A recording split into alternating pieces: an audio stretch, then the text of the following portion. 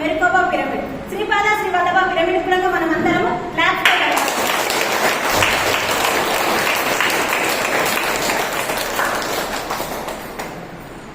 మనకి ఈరోజు ఇచ్చేసిన మాస్టర్ ఎంత గొప్ప మాస్టర్, చెప్పడానికి మాటలే మాస్టర్స్. 30 ఏళ్లుగా ధ్యాన సాధన చేసి పత్రిసార్తో ఉంటూ ఎంత అంటే ఇంకా జ్ఞానం అయితే జ్ఞాన దండాగారం అన్నమాట. మీరు ఒక బావిలో నీళ్ళు తోడుకుంటా ఉంటే కొన్ని బావిలలో నీళ్ళు వస్తూనే ఉంటాయి కదా, మీరు ఎంత తోడుకున్నా అంత జ్ఞానం వస్తుంది. అందుకే ఇంతకుముందు చెప్పింది ఎలాంటి క్వశ్చన్ ఉన్నా వేయండి. అంత అద్భుతమైన మాస్టర్ పిరమిడ్ మాస్టర్ సార్ మారం శివప్రసాద్ గారు. అసలు చెప్పడానికి నాకు నిజంగానే మాటలు కూడా రావట్లేదు సార్ గురించి చెప్పడానికి. ఎంత అద్భుతం అంటే మన పిరమిడ్ స్టార్ట్ చేసినప్పటి సండి మన వెనుకలు ఉండి మనం వెన్నంటూ ఉండి ప్రతి దానికి సార్ ఆధ్వర్యంలోనే మనం శ్రీపాద శ్రీ వల్లభ పిరమిడ్ నిర్మించుకుంటున్నాం మాస్టర్స్. ఇక్కడ సార్ ప్రోత్సాహమే, ఎక్కడ మేము కొద్దిగా తగ్గిన లేదు, జరుగుతుంది, కంప్లీట్ అవుతుంది, అద్భుతంగా జరుగుతుంది. ఎందుకంటే ఇంత ప్రాజెక్ట్ పట్టుకోవడం అంత ఈజీ ఏం కాదు. ఇక్కడికి మనము 1,40,00,000 పెట్టడం జరిగింది. అసలు ఈ ప్రాజెక్ట్ ఎప్పుడు మా ఇంటి నుండి మా వెన్నెంటూ ఉంటూ ఎప్పటికీ మాకు ప్రోత్సాహం అందిస్తున్నారు. ఎన్ని పిరమిడ్ నిర్మాణంలో కూడా సార్ భాగస్వామ్యం ఉంది. అసలు ఇంకా ఎంత ధ్యాన ప్రచారము, ఎన్ని శాకాహార ర్యాలీలు, ఇంకా చెప్పడానికి మాట లేదు. ఇంకా అంతే సార్ గురించి నేనైతే ఏం చెప్పలేకపోతున్నాను. ఎప్పటికీ నిజంగా అంటే జ్ఞానం అయితే ఇంకా మీకు తోడుకోండి మాస్టర్స్, మీకు ఎంత కావాలంటే అంత తోడుకోండి. అంతే మీకు ఎలాంటి క్వశ్చన్ ఉన్నా సార్ ధ్యానం చేయిస్తారు. ఆ ధ్యానం వల్లనే మీకు తెలుస్తుంది ఏంటి అనేది. సార్ జ్ఞానాన్ని ఇస్తారు. మీకు ఎలాంటి క్వశ్చన్ ఉన్నా తప్పకుండా ఆ క్వశ్చన్ వేసి దానికి ఆన్సర్ని పొందండి. అద్భుతమైన మాస్టర్ మన ముందుకు వచ్చారు. నేను అందరికి కాల్ చేసడం అదే చెప్పడం జరిగింది. అద్భుతమైన మాస్టర్ వస్తున్నారు, ఈ అవకాశాన్ని ఎవ్వరూ మిస్ కావద్దు అని చెప్పడం జరిగింది ప్రతి ఒక్కరికి. చాలా అద్భుతమైన మాస్టర్, ఎన్ని అనుభవాలు సార్. ఓకేనా master? Thank you sir, thank you so much.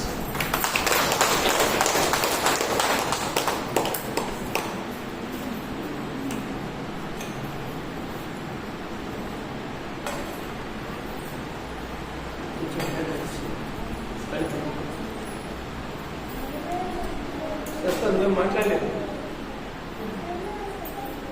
మాట్లాడలేదు.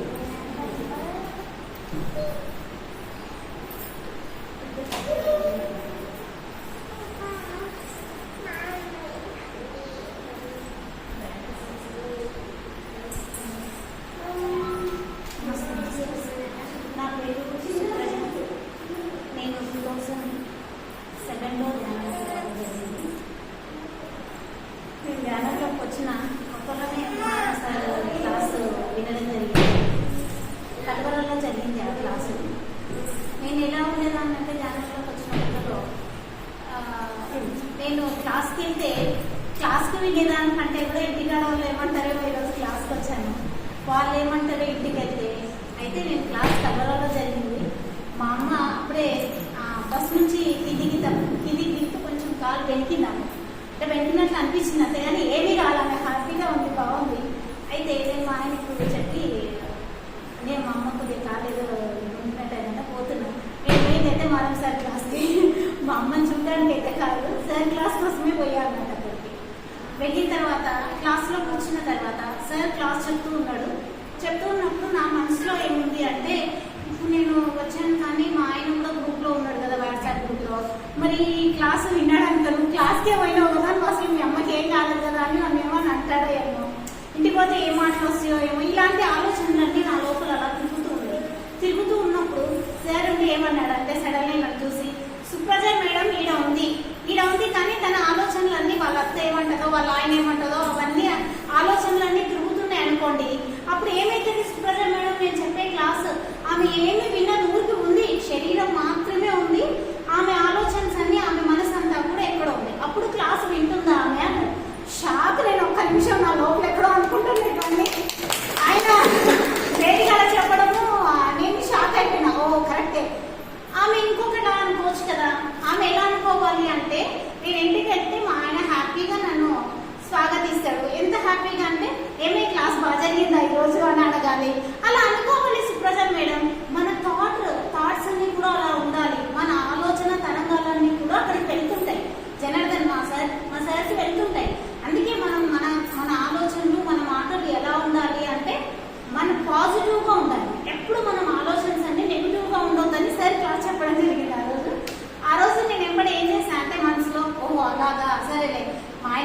పోతే ఎంబడే హ్యాపీగా రిసీవ్ చేసుకోవాలన్నా అని నేను అనుకున్నా. ఇంటికి పోయిన తర్వాత నిజంగానే మాస్టర్ నేనే ఇంటికి పోయిన తర్వాత నేనే హ్యాపీ, ఎంత హ్యాపీ అంటే అంత హ్యాపీ.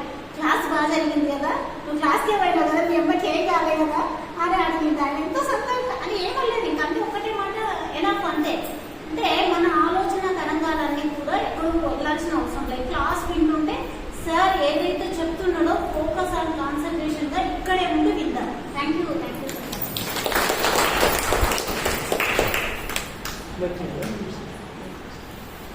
అందరికీ ఆత్మప్రణామాలు. మనందరం గురు మార్గంలో, రుజు మార్గంలో, సరైన మార్గంలో, సత్యమైన మార్గంలో,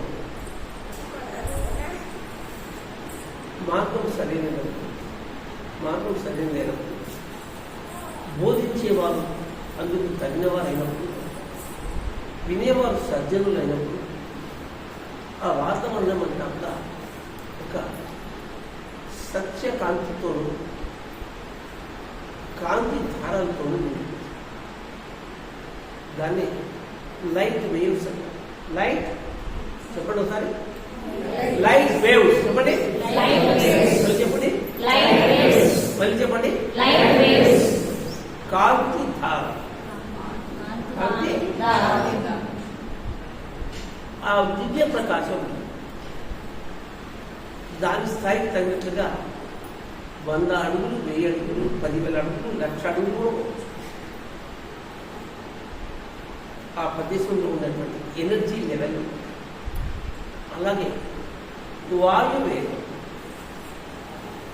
వాయువేగం కంటే మనోవేగం గొప్పది. వాయువేగం కంటే ఇక్కడ నుంచి సపోజ్ ఈ ఊళ్ళో ఎయిర్పోర్ట్ ఉంది, ఇక్కడ నుంచి రాజమండ్రికి ఎయిర్పోర్ట్లో పోయామనుకున్నాను. ఎంత తక్కువలో గంట పడుతుంది కదా, వెంటనే ఫ్లైట్ ఎక్కుతుంది కదా. కానీ మన ఆలోచనలు సెకండ్ కంటే తక్కువ కాలం పయనిస్తాయి. ఏ వేగంతో? వాయు వేగంతో కాదు, కాంతి వేగంతో పయనిస్తాయి. ఇందాక కాంతి ధారలు చెప్పుకున్నాం అవునా? ఆ కాంతి ధారలు కాంతి వేగంతో పయనిస్తాయి. అంటే వాయు వేగం కంటే కాంతి వేగం ఎంత గొప్పది ఆలోచన. ఆ కాంతి బయట ఉంటుంది, లోపల ఉంటుంది. చీకటి బయట ఉంటుంది, లోపల ఉంటుంది. చీకటి లోపల ఉంటుంది, బయట ఉంటుంది. కాంతి లోపల ఉంటుంది. మరి మనం చీకటిని ఇష్టపడతామా, కాంతిని ఇష్టపడతామా? కాంతి ఎలా వస్తుంది? మనం అనుకునేటువంటి లైట్ల కాంతి లేదు, చంద్రకాంతి లేదు, సూర్యకాంతి లేదు, అంతఃకాంతి. దాన్ని ఇన్నర్ లైట్ అంట, అంతఃకాంతి. ఇప్పుడు మన కళ్ళు మూసుకుంటే మనకు కనపడేది ఎందుకు వస్తుంది? కళ్ళు మూసుకుంటే చీకటి కనబడుతుంది అవునా? ఆ చీకటిలో వెలుగునే ధ్యానం అంటారు. ఏమంటారు? ధ్యానం. ధీ అంటే ఆత్మతో, యానం అంటే ప్రయాణం. ధీ అంటే ఆత్మతో, యానం అంటే ప్రయాణం. చేతులు కట్టుకున్నాం, కాళ్ళు కట్టుకున్నాం, నోరు కట్టుకున్నాం, కళ్ళు కట్టుకున్నాం, మనస్సును కట్టేయాలి. ఇవన్నీ కట్టేశాం కదా. మనసు తలపులు అంటే ఆలోచన మూసుకుంటే ఆత్మ తలుపులు తెచ్చుకుంటాయి. మనసు తలపులు మూసుకుంటే ఆత్మ తలుపులు తెచ్చుకుంటాయి. మనసు తలపులు మూసుకుంటే ఆత్మ తలుపులు తెచ్చుకుంటాయి. ధ్యానంలో ఏం జరుగుతుంది? Meditation means making the mind empty. మనసు తలపులు మూసుకుంటున్నాయి. అప్పుడు మన బ్రహ్మనందం అప్పుడు వస్తుంది కాంతి. మన లోపల, మన బయట పరివేష్టించి ఉన్నటువంటి దివ్య కాంతి. ఈ కాంతి విద్యుత్ కాంతి కంటే కూడా కోట్లాది కోట్ల మెరుగైనది. కోట్లాది కోట్ల మెరుగైనది, కోట్లాది కోట్ల తేజం ఉంటుంది. దాన్ని మనం దేంతో చూడగలుగుతాం? మన మనసుతో మాత్రమే చూడగలుగుతాం. మనసును శూన్యము చేసినప్పుడు వచ్చే కాంతిని మనస్సుతోనే చూడగలుగుతాం. అదే ధ్యానంలో ఉన్న మజా. అదే ధ్యానంలో ఉన్న. సో ఇది మాటల్లో చెబితే తీరదు. పుస్తకాలు చదివితే అంత తొందరగా ఎక్కదు. అభ్యాసేన తు కౌంతేయ అంటారు. అభ్యాసేనతో కౌంతేయ, అభ్యాసం చేస్తే కదయ్యా తెలిసింది. అభ్యాసం చేయకుంటే ఏంటి? ద్రోణుడు ప్రియ శిష్యుడు అర్జునుడు. ద్రోణుడు విలువిద్యలో ఆచార్య. ఈ మొత్తం 14 లోకాల్లో విలువిద్యల్లో సాటి లేని మహాగురువు ద్రోణాచార్య. అతని ఒక్క కొడుకు అశ్వత్థామ. అందరూ మన కలిగి సినిమాలో చూస్తుంటారు. అశ్వత్థామ చూశారు కదా, అందరూ కలిగి సినిమా చూస్తుంటారు కదా, అశ్వత్థామ చూస్తుంటారు కదా. ఒక్క కొడుకు అశ్వత్థామ. ఈ అశ్వత్థామ అర్జునుడు పోటీ పడి విలువిద్య నేర్చుకున్నాడు. పోటీ పడి విలువిద్య నేర్చుకుంటే ఆ విలువిద్యలో అర్జునుడు అశ్వత్థామ కంటే సాటి లేని మేటగా దూసుకుపోయాడు. బ్రహ్మశిరో నామకాశం అనే బ్రహ్మాస్త్రాన్ని అర్జునుడు ప్రయోగించడం, ఉపసంహరించడం రెండూ తెలుసుకున్నాడు. అశ్వత్థామ ఏవో కారణాల వల్ల ప్రయోగించేది నేర్చుకున్నాడు, ఉపసంహరించడం వల్ల మీద దృష్టి పెట్టలేకపోయాడు. అప్పుడు అశ్వత్థామ తండ్రిని ఏమడిగాడంటే, తండ్రి, అర్జునికి నాకంటే తొందరగా విద్యలన్నీ అబ్బుతూ ఉన్నాయి, అబ్బాయి నేను కొంచెం వెనుకబడి ఉన్నాను కనుక నువ్వు అన్ని విద్యలు నాతో పాటు అర్జును కూడా నేర్పుతున్నావు, ఒక్క విద్య అయినా కనీసం నాకు నేర్పినది అర్జునుకు నేర్పొద్దు అని అడిగాడు. కానీ కొడుకు అడిగాడు కదా అని అయినా నవ్వుకున్నాడు. నేర్పకుండా అర్జును నేర్చుకోగలదు తెలుసు ద్రోణాచార్య. శబ్దభేది, శబ్దాన్ని బట్టి టార్గెట్ ని వదల మనం దాని మీద ఉండాలి. దాన్ని శబ్దభేది విద్య అంటారు. ఆ శబ్దభేద విద్యని అర్జునుడికి నేర్పలేదు ద్రోణాచార్యుడు. ఈ విషయం అర్జునుడికి తెలిసినా సరేలే, గురువుకు కూడా కొన్ని లిమిట్స్ ఉంటాయి కదా అని ఏమి మాట్లాడకుండా ఊరుకున్నాడు. ఆ కాలం ఎలా ఉండేదంటే, మొన్న కాకుండా గూట్లో దీపం నోట్లో ముద్ద, గూట్లో దీపం నోట్లో, అంతే కదా పిల్లల్లో ఉందా, వ్యవసాయదారులంతా ఇప్పటికీ చాలా మంది అలా చేస్తారు. సాయంకాలం ఒక రోజు బాగా చీకటి పడింది, తొందరగా చీకటి పడే కాలం అది. కానీ అప్పుడు దీపం ఆగిపోయింది. నౌకరు ఏం చేశాడంటే, అర్జునుడు భోజనం చేస్తూ ఉన్నాడు. చీకటి పడినప్పుడు అర్జునుడు భోజనం చేస్తుంటే దీపం ఆగిపోతే నౌకరు ఇంకో దీపం తేవడానికి పోయే లోపల అర్జునుడు గబగబా భోజనం ముగించాడు. మించి అయిన తర్వాత అర్జునుడు అనుకున్నాడు, చీకట్లో నేను ఆహారాన్ని తీసుకోగలిగినప్పుడు చీకట్లో నేను ఎందుకు బాణం వేయలేను అని అర్జునుడికి తనకు క్వశ్చన్ వచ్చిందట. అప్పుడు ఆ రోజు నిండు అమావాస్య. బయటికి వెళ్ళాడు. బయటికి వెళ్ళి బాగా చీకటి మూసుకున్న తర్వాత కళ్ళు మూసుకుని ఒక బాణాన్ని విడిచాడు. కళ్ళు మూసుకుని ఒక బాణాన్ని విడిచాడు. ఆ బాణం ఏ దిక్కుగా వెళ్ళిందో ఆ దిక్కుకు ఈ శబ్దాన్ని దృష్టిలో పెట్టుకుని మళ్ళీ కళ్ళు మూసుకుని ఒక బాణాన్ని విడిచాడు. ఈ బాణం వెళ్ళి దానికి తగులుతుంది, తర్వాత బాణం వెళ్ళి దానికి తగులుతుంది. అట్లా బాణ రజ్జు అవి ఎంత దూరం పోయాయో ఆకాశం నుంచి భూమి దాకా ఆ బాణ రజ్జు వచ్చిందంటే చీకట్లో బాణం వేసే శక్తిని ఆ రోజు రాత్రి గురువు సహాయం లేకుండానే అర్జునుడు సంపాదించుకోగలిగాడు. ఇది ఎందుకు చెప్పడం జరిగింది? ఏదైనా సాధన, ఏకాగ్రత, సాధనతో సమకూరు పనులు ధరణిలోనా. సాధన చేయమురా నరుడా, సాధ్యము కానిది లేదురా. కృషి ఉంటే మనుషులు ఋషులవుతారు, మహాపురుషులు అవుతారు, తరతరాలకు చెరగని 20 ఏళ్ళులు అవుతారు అంటారు వాల్మీకి. సో ధ్యానం కూడా అది ఒక సాధన, అది ఒక ఏకాగ్రత, అది ఒక దీక్ష, అది ఒక పట్టుదల. ఇందాక ఆమె చెప్తుంది, నేను రూమ్లో చెప్తున్నాను, మీరు మొబైల్ మాత్రం సైలెంట్ పెట్టుకోండి, మొబైల్ మాత్రం సైలెంట్ పెట్టుకోండి. 10 సార్లు చెప్పింది ఎందుకు చెప్తుంది ఆవిడ? నా మొబైల్ నేను వచ్చిన వెంటనే సైలెంట్లో పెట్టాను. ఇట్లా పెడితే ఏదైనా కాల్ వస్తే నాకు కనపడుతుందేమో, నా దృష్టి దాని మీద అట్రాక్ట్ అవుతుందేమో అని ఇట్లా పెట్టాను. మీ అందరికీ ఎన్ని పనులు ఉన్నాయో నాకు అన్ని పనులు ఉన్నాయి ఒక్కడికి. కానీ నేనేం చేశాను, నా దృష్టి దేని మీద ఉంది? ఇందాక సరిత చెప్పిన దాని మీద ఉంది. అమ్మాయి ఆ పిల్ల చెప్పిన దాని మీద ఉంది, నేను చెప్పిన దాని మీద నాకు దృష్టి. అంటే దృష్టి నిలిపోయినే నేను దేవుడు దిగివచ్చు, దృష్టి నిలబడే నేను నష్టపడును. దృష్టిలోన సర్వ సృష్టి పుష్టమోను కాళికాంబ హంస కాళికాంబ. దృష్టి ఏమా దృష్టి? మనందరం చూసే దృష్టి కాదు, అంత దృష్టి. దాన్నే దివ్య నేత్రం అంటారు. థర్డ్ ఐ దివ్య నేత్రం. దృష్టి నిలిపని అని దేవుడు దిగవచ్చు. దిగిరా భూమి నుంచి దివికి రా అంటే రావాలంతే. ఆయన వెంకటేశ్వర స్వామి కావచ్చు, పరమశివుడు కావచ్చు, గణపతి కావచ్చు, ఎవరైనా కావచ్చు, రా అంటే రావాల్సిందే. ఎలా వస్తారు? ఆ పిలుపులోని పట్టుదల, అందులోని ఏకాగ్రత, అందులోని చెరగని దృష్టి, అది ఆ కైలాసంలో ఉన్న పరమశివుడిని ఇక్కడికి దింపగలుగుతుంది. అంటే ఆ దృష్టికి ఎంత విలువ ఉంటుంది. వారు ఎంత ఏకాగ్రతతో, ఎంత సిన్సియర్గా, ఎంత ఏకీకృతంగా పిలిచి ఉండాలి. గజేంద్రుడు పిలిస్తే మహావిష్ణువు లక్ష్మీదేవితో సరసాలాడుతున్న వాడు దిగి వచ్చాడే. ఎలా వచ్చాడు? ఎందుకు వచ్చాడు? అంత అవసరం లే. దాంట్లో లక్షవంతు మనం చేసే పని మీద దృష్టి పెడితే ఆ దృష్టి నిలిపని అని దేవుడు దిగి రావచ్చు. చాలా మంది అనుకుంటారు, మాకు దేవుడు కనపడతాడా, మేము పిలిస్తే దేవుడు దిగి వస్తాడా, మాకు ఈ సహాయం అందుతుందా.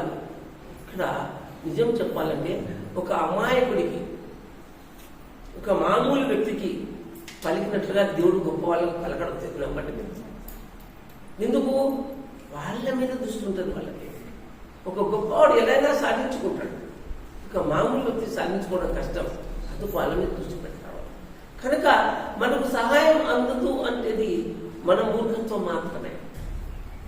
మనకు సహాయం అందుతుంది విశ్వాసంతో ముందుకు వెళుతుంటే ప్రతి ఒక్కరికి జీవితంతో సహాయం అందే తీరుతుంది. ధ్యానం చేస్తే తప్ప ఈ సత్యం అర్థం కాదు. మరి ఎక్కడో అక్కడ కూర్చుంటే సరిత మేడం పేరు, అమ్మాయి పేరు సుప్రజ, పేరు మర్చిపోతున్నాయి. సుప్రజ మరి ఎక్కడో మీ ఆయన గురించి ఆలోచిస్తుంది. ఆ అమ్మాయి థాట్ నాకు అందింది అంటే ఆ థాట్ ఎంత బలంగా ఉందని మీరు ఆలోచించండి. సుప్రజ ఎంత బలంగా ఒక ఆలోచనని తన భర్త గురించి చేస్తూ ఉండంటే ఆ బలంగా ఉన్నటువంటి ఆలోచన నాకు కాకపోయినా నాకు అందినప్పుడు వాళ్ళ ఆయనకు ఎందుకు అందకుండా ఉంటుంది ఆలోచించాలి. దాన్నే కాంతి వివేకం అంటారు. సో అదే ఆలోచన మనం పాజిటివ్ గా చేసినప్పుడు ఇది అందినప్పుడు అదెందుకు అందదు? అదే ఆలోచన సుప్రజ తన భర్త బదులు మీరు శ్రీమన్నారాయణకి ఇచ్చారు అనుకుందాం, ఎందుకు అందదు ఆలోచించు. అసలు అందకపోవడం అంటే ఏంటి? దూరం ఇక్కడ, దగ్గర ఇక్కడ.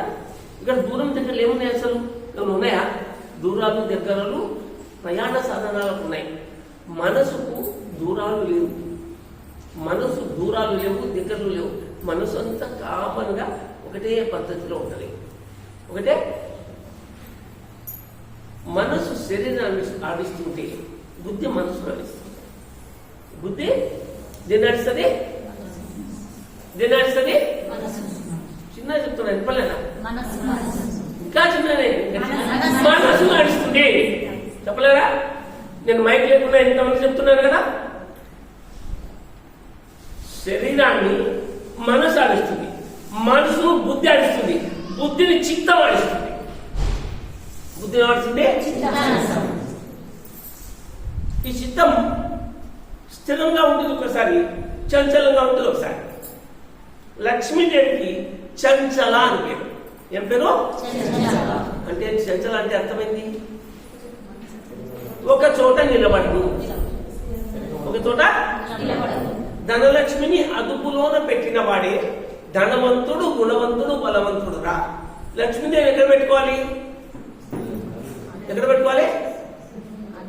అదుపులో. లక్ష్మీదేవిని ఇట్లా పట్టుకోవాలట. అంటే పుస్తకాలు ఉండని, పేపర్లు ఉండని, బీరువాలో ఉండని, దాని కంట్రోల్ నీ దగ్గర ఉండాలి. అకౌంట్ కంట్రోల్, ఆ మనీ డిస్ట్రిబ్యూషన్ కంట్రోల్ నీ దగ్గర ఉండాలి. లక్ష్మీదేవిని అదుపులో పెట్టుకోవాలంటే. లక్ష్మీదేవి దేవత కాదా అని ఎవడైనా నెత్తిని మీద పెట్టుకుంటే అంత దరిద్రం ఓటు ఉండదు. లక్ష్మీదేవిని నెత్తి మీద చేతిలో పెట్టుకోవాలి. అదే చేతిలో లక్ష్మీదేవిని పెట్టుకోవడానికి ఆలోచిస్తానే మనిషి. నోటిలో సరస్వతి దేవిని ఎందుకు పెట్టుకోడు? కొంచెం ఆలోచించు. నోటిలో సరస్వతితో లక్ష్మి వస్తుంది కదా. మంచి మాట మాట్లాడితే డబ్బు వస్తుందా? మాట్లాడతారా? మంచి పని చేస్తే డబ్బు వస్తుందా? రాదా? మంచి వంట చేస్తే ప్రశంస వస్తుందా? రాదా? చెప్పండి. పొద్దున శ్రీపాద శివల క్షేత్రంలో ఆడ బయట చిన్న హోటల్ ఉంటే ఉగ్గాని తిన్నాను, చాలా బాగుంది. అక్కడ శ్రీపతి స్వామి ఆశ్రమం ఉంది, అక్కడికి వచ్చిన నాకు సెటిల్ చేసి పెట్టారు, చాలా బాగుంది. ఇక్కడికి వచ్చి నేను పొంగనాలు చేసి పెట్టారు, వాళ్ళు చాలా బాగున్నాయి. అంటే నా ఆలోచన ఎట్లుంది, నాకు మంచి ఉగ్గాని బాగుంటుంది అనుకున్న బాగుంది, ఇడ్లీ బాగుంటుంది అనుకున్న బాగుంది, పొంగనాలు బాగుంటాయి అనుకున్న బాగుంది, కాఫీ బాగుంటుంది బాగుంది. అంటే నాకు అన్ని బాగున్నాయి, ఎందుకు బాగున్నాయి, నా ఆలోచన బాగుంది. నా ఆలోచన వల్ల దానికి ఎక్కడ లేని రుచి వచ్చింది. మీరు బాగా అర్థం చేసుకుని ఏం చెప్తున్నాను, ఇంత డీప్ సబ్జెక్ట్ నేను చెప్పేది. శరీరాన్ని మనసు అడుస్తుంది, మనసు బుద్ధి అడుస్తుంది, బుద్ధిని చిత్తం అడుస్తుంది. ఆ చిత్తం స్థిరమైతే మాత్రమే మన ఆత్మ పనిచేస్తుంది. చిత్తం స్థిరంగా ఉండాలి. అందుకే పతంజలి మహర్షి ఉన్నాడు, యోగ చిత్త బుద్ధి నిరోధ. యోగ చిత్త బుద్ధి నిరోధ. యోగం అంటే ధ్యాన యోగం. చేతులు కట్టుకున్నాం, కాళ్ళు కట్టుకున్నాం, నోరు కట్టుకున్నాం, కళ్ళు కట్టుకున్నాం, మనస్సును కట్టేద్దాం. అప్పుడు చిత్తం మన కంట్రోల్ వస్తుంది. మన వంట మనం చెప్పినట్లు కుదురుతుంది. మన మనుషులు మనం చెప్పినట్లు పనిచేస్తారు. మన మనుషులు మనం ఇది సాధ్యమా? ఖచ్చితంగా సాధ్యమే. ఎప్పుడైనా సాధ్యము కాలేదు అంటే ప్రకృతిలో ఎక్కడో ఏదో లోపం వచ్చింది, దాన్ని యాక్సెప్ట్ చేసే గుణం నీకుంది. ప్రకృతిని గౌరవించగలిగితే ఇంకోసారి నీకు డబల్ బెనిఫిట్ వస్తుంది. దాన్ని మాస్టరీ అంటారు, యోగత్వం అంటారు, మాస్టర్. సో నీకు అనుకూలంగా ఉండాలి నీ ఆలోచనలు నీకున్నాయి, కానీ నీకు అనుకూలంగా ప్రకృతి ఉండడానికి నువ్వేమి చేసావని అంటే ఆలోచన నీకుందా? నువ్వు దాన్ని అమల్లో పెట్టగలుగుతున్నావా? ఎంతవరకు అమల్లో పెట్టావు? మాస్టర్ చెప్పింది ఎంత శ్రద్ధగా వినగలిగావు? ఎంత దాచుకోగలిగావు నీ మనసులో? ఎంత అమల్లో పెట్టగలిగావు? కొంచెం ఆలోచించుకోండి. లక్ష్మీదేవిని చేతిలో పెట్టుకోవాలి, సరస్వతీదేవిని నోట్లో పెట్టుకోవాలి, శక్తిని ముక్కులో పెట్టుకోవాలి. ఎట్లా? ముక్కులోని శ్వాస మరి ముక్తికి దారి, ముక్కులోని గాలి మరి ముక్తికి దారి. ఇలా పెట్టుకోవాలి శక్తిని. ధ్యానం అంటే శక్తి, ఎనర్జీ. పార్వతీదేవి, మహాగణపతి, మహాకాళి, మహాలక్ష్మి, మహాసరస్వతి అని చెప్పుకుంటాం మనం. మహాగణపతి అంటే మహాబుద్ధి, మహాకాళి అంటే మహాశక్తి, మహాలక్ష్మి అంటే మహైశ్వర్యం, మహాసరస్వతి అంటే మహావిద్య. ఇవన్నీ ఆ గణపతి, లక్ష్మి, కాళీ, సరస్వతి ఉన్నారో లేదో అని విషయాలు పక్కన పెడితే ఇవన్నీ మన అందుబాటులోను, మన చేతిలోను, మన చుట్టూను, మనతోనూ ఉన్నాయి. నువ్వు కర్మలకు కర్మలకి లోను కాని బుద్ధితో నువ్వు మహాగణపతిని. బుద్ధి కర్మానుసారిని.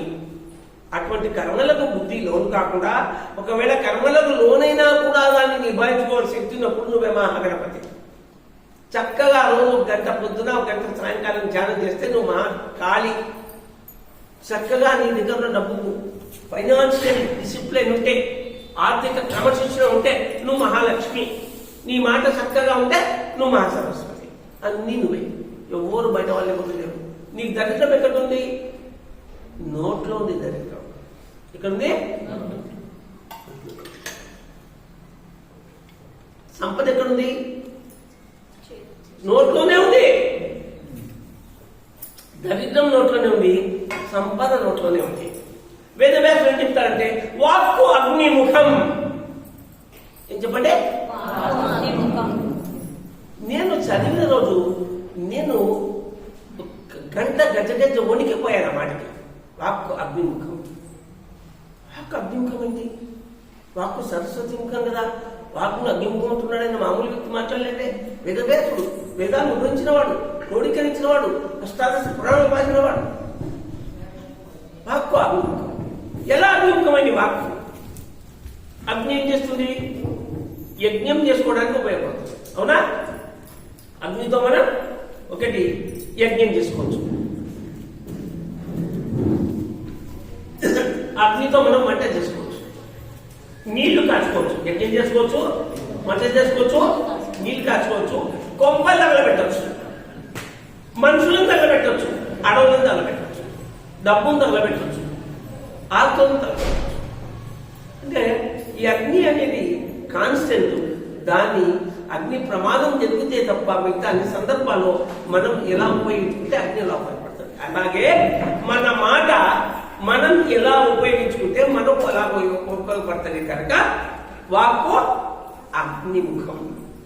ఈ భూమి మీద ప్రతి ఒక్కరూ కాపాడుకోవాల్సినటువంటి అత్యంత ఉత్తమమైనటువంటి పని ఏదైతే తమ నోటిని కాపాడుకోవడము. తమ నోటిని మరి నోరు ఎన్ని పనులు చేస్తుంది? గట్టి చెప్పండి.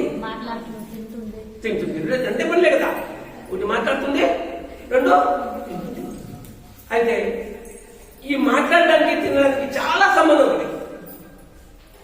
There is a great connectivity between eating and talking.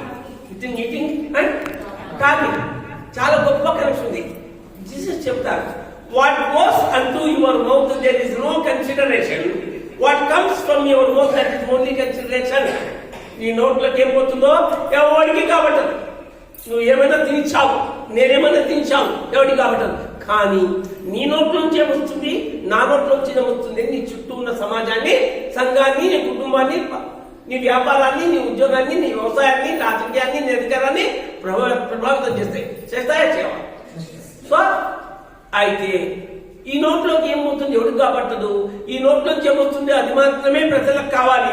అది కావలసినప్పుడు ఈ లోపలికి పోయేదాన్ని గుణ విశేషాలను బట్టే బయటకు వచ్చేదాన్ని సగుణ విశేషాలు ఉంటాయి.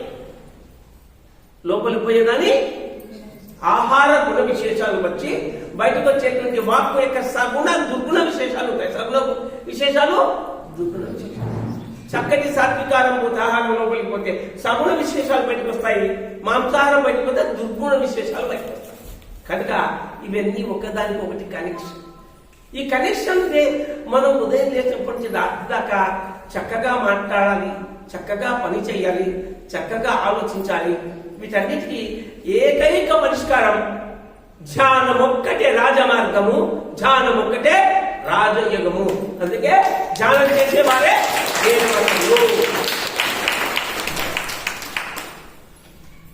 మరి నాలోంచి కాంతి వెలువడుతోంది, ఈ ప్రపంచాన్నంతా కూడా ప్రభావితం చేస్తుంది అని నేను అనుకుంటూ ఉంటాను. ఒకడేమనుకుంటాడు, నాలోంటి నెగటివిటీ వెలువడుతుంది, ఈ ప్రపంచాన్నంతా ప్రభావితం చేస్తుంది అనుకుంటాడు. అంటే వాడి నెగటివిటీ ప్రపంచాన్నంతా దహనం చేస్తుంది, ఇతని పాజిటివిటీ ప్రపంచాన్నంతా వెలుగునిస్తుంది. అంటే ఒకడు డిస్ట్రక్షన్ వైపు వెళ్తున్నాడు, ఒకడు కన్స్ట్రక్షన్ వైపు వెళ్తున్నాడు. డిస్ట్రక్షన్. సో ఈ గుణ విశేషాలు, ఈ దుర్గుణ విశేషాలు ఇవన్నీ కూడా మన యొక్క మాటలతోనూ చేతలతోనూ మన జీవిత గమనంతోనూ ఈ సమాజాన్ని ప్రభావితం చేస్తూ ఉంటాయి. కనుక ఈ సమాజాన్ని ప్రభావితం చేయాలనేటువంటి గొప్ప బుద్ధి నీకు లేకపోయినా, నువ్వు ఈ లోక కళ్యాణ కార్యక్రమం కోసం తిరగకపోయినా, ఎదుటివానికి నువ్వు మంచి చేయాలనే గుణం నీకు లేకపోయినా, నిన్ను నీ కుటుంబాన్ని కాపాడుకున్న బాధ్యత అయితే నీకు ఖచ్చితంగా ఉందా లేదా? ఎవరికైనా స్త్రీకైనా దానికోసమైనా ధ్యానం చేయాలి, శాకాహారం తీసుకో, ధ్యానం చేయాలి. ఇవాళ చాలా మంది మాంసాహారులకు 40 సంవత్సరాలకే పెరాలసిస్ వచ్చిన వాళ్ళు ఉన్నారు. 40 సంవత్సరాలకే 35 సంవత్సరాలకి బీపీలు షుగర్లు వస్తున్న వాళ్ళు ఉన్నారు. ఎందుకు వస్తున్నారు? ఆహారంలో సమన్వయం లేక. నాకు 70 నడుస్తుంది. మన కర్తాలకి వెళ్ళాను. ఆ రోజు ఎవరో నాకు షుగర్ కంప్లైంట్ ఉంది, డయాబెటీస్ ఉంది. ఆ రోజు ఎవరో స్వీట్ తెచ్చిచ్చారు, బాదుషా బాగుంది, ఫుల్ కేక్ తిన్నా. బాదుషా నాకేం 300 దాటిందేమో నా షుగర్ అనిపించింది. సాయంకాలం వచ్చి ర్యాండమ్ షుగర్ చెక్ చేయించుకున్నాను. చెక్ చేయించుకుంటే అంత ముక్క బాదుషా తిన్నా, పెద్దది. నాకు 240 షుగర్. అమ్మాయి అనుకున్నాను. మరి ఎందుకు నాకు 240? నేను రోజుకు 2 గంటలు ధ్యానం చేస్తాను, పొద్దున్నే వేపనీళ్ళు తాగుతాను, చక్కటి మాటలు మాట్లాడుతుంటాను, చక్కటి సంఘంలో తిరుగుతుంటాను. నా పక్కన ఎవరైనా తప్పు మాట్లాడుతున్నాను అంటే కూడా నేను బాధపడను.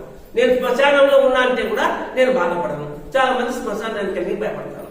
మన ఒక అమ్మాయి కడపలో అడుగుతున్నాను, సార్ నాకు శ్మశానానికి వెళ్ళి ఉంటే చాలా భయం, అక్కడ నిలబడాలంటే చాలా భయం. ఎందుకు సార్ నాకు సమస్య వస్తుంది అంటే, శ్మశానంలో భయం ఎందుకు, మా శ్మశానం రుద్రభూమి అని చెప్పాను. శ్మశానం అమ్మాయి ఏముందంటే, నా స్నేహితురాలకు చెప్పింది, సార్ శ్మశానం అంటే దయ్యాల భూమి అని చెప్పింది, పిశాచాల భూమి అని చెప్పింది. కాదమ్మా, ఆ స్టేట్మెంట్ సర్దించుకోమను. శ్మశానం అంటే రుద్రభూమి. ఏం చేస్తాడు అందులో? రుద్రుడు అంటే పరమశివుడు. ఎవరైతే సరే ఉన్నతమైనటువంటి యోగ స్థితి వాళ్ళు ఉంటారో వారిని దహనము చేసినప్పుడు ఆ శవాల మీద ఉన్నటువంటి బూడిదను శ్మశానం అంతా తిరుగుతూ రాసుకుంటూ ఉంటాడట. ఆ శ్మశానం అంతా పరమశివుడి ఎనర్జీతో నిండి ఉందట. ఒక స్టేట్మెంట్ కి ఇంకొక స్టేట్మెంట్ కి ఎంత తేడా వస్తుంది. మనసులో భయాలు, తప్పులు, ఆందోళనలు, దిగుళ్ళు ఉన్నప్పటినీ అటువంటి మాటలు వస్తాయి. మనుషుల సత్యాలు, ధర్మాలు, సరైన మార్గాలు ఇటువంటి మాటలు వస్తాయి. మీకు ఒక ఫీలింగ్ ఉందనుకోండి.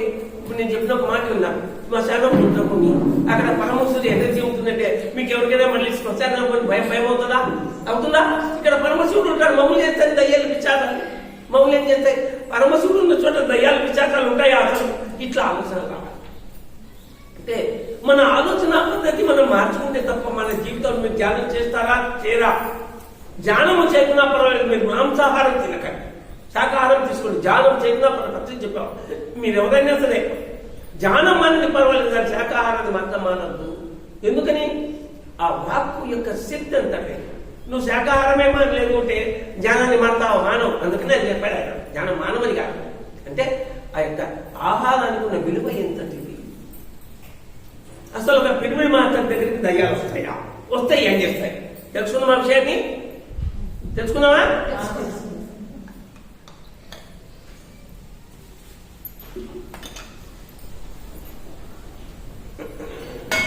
ఈ సుబ్రజ సర్తార్ అంటే వాళ్ళ దగ్గర కానీ నాలుగు దగ్గర కానీ ఏమైనా దయ్యాలు వచ్చాయనుకోండి, ఎలా వస్తాయి తెలుసా?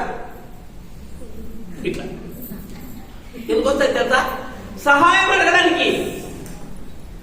మన దగ్గరికి అవి హెల్ప్ కోసం వస్తాయి. దయచేసి గుర్తుంచుకోండి. దేనికి వస్తాయి? ఇంత మంచి మాట చెప్పండి.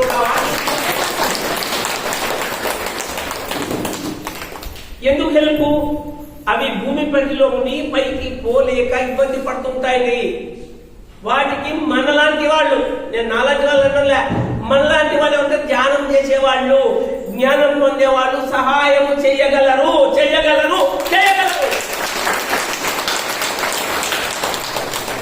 మన దగ్గరికి సహాయం కోసం వస్తాయి. అవి సేవ చేయడానికి వస్తాయి. దత్తభక్తుడైన విష్ణు చిత్తుడైన అతనికి ప్రతిరోజు అతను పెట్టేటువంటి ఆహారాన్ని నైవేద్యంగా తిన్నప్పుడు నీకు మంచి చేయాలని బ్రహ్మరాక్షసు వస్తాడు. 3 సార్లు మంచి చేసి ఆయన తన బ్రహ్మరాక్షసు వదిలించుకొని వెళ్ళిపోతాడు. గొప్ప వాళ్ళ దగ్గరికి ఎప్పుడు కూడా సహాయం కోసమే అలాంటి వాళ్ళు వస్తారు. దయచేసి గుర్తుంచుకోండి. ఒక ధ్యాన యోగి అంటే ఏమనుకున్నారు మీరు? అంత పవర్. ఒకసారి ఈ సిద్ధేశ్వరానంద భారతీ స్వామిని వింటారు మీరు. కుర్తాలం పీఠాధిపతి సిద్ధేశ్వరానంద భారతి. ఒకప్పుడు ఆయన పేరు ప్రసాదరాయ కులపతి, గుంటూరులో ప్రొఫెసర్గా ఉండేవారు.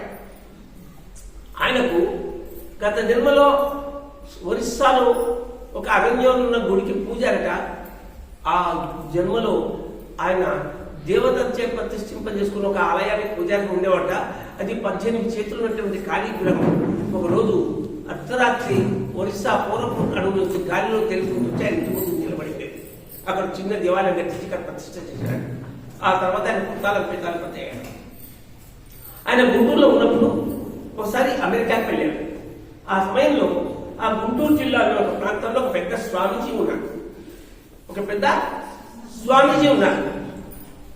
ఆయన లక్షలాది మందికి మంత్రోపదేశం చేసిన వాడు.